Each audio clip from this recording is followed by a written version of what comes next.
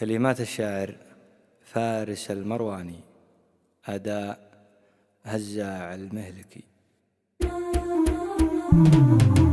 وقت الرخاء عجزت لا عد الأصحاب، يا كثرهم حولي ودايم يجوني. أوفي لهم يا ناس ماني بكذاب، وافرح بهم لا شفتهم يقدموني.